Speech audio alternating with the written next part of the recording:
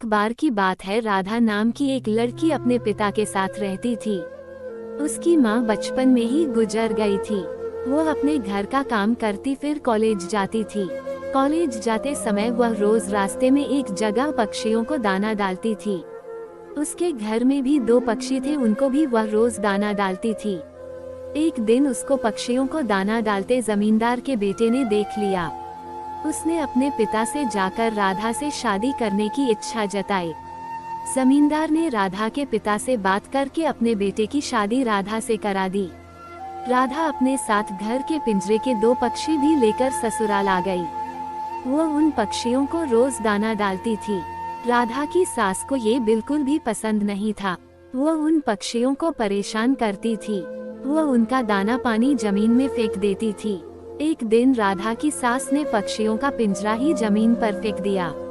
उसे यह करते हुए राधा ने देख लिया। राधा ने मना किया तो उसकी सास ने राधा को ही डांट दिया।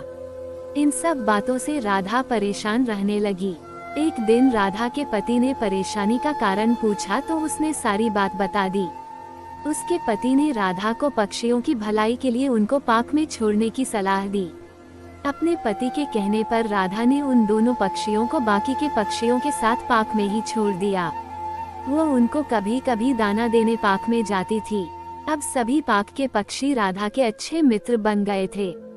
पक्षी अब राधा के घर पर भी आने लगे। राधा की सास को जब ये पता लगा तो वह गुस्सा हुई। वह राधा को उसके मायके छोड़ने के लिए उसको साथ लेकर गई। रास्ते में कुछ चोरों ने राधा की सास के गहने चुराने की कोशिश की। तभी राधा के पक्षियों ने आकर चोरों पर हमला किया, जिससे चोर भाग गए। इसके बाद राधा और उसकी सास घर ही लौट आए। अब राधा की सास की सोच पक्षियों के प्रति बदल चुकी थी। उसने राधा से कहा कि अब हम दोनों चिड़िया को दाना देने चला करेंगे और पहले के 2 पक्षियों को घर वापस लेकर आएंगे।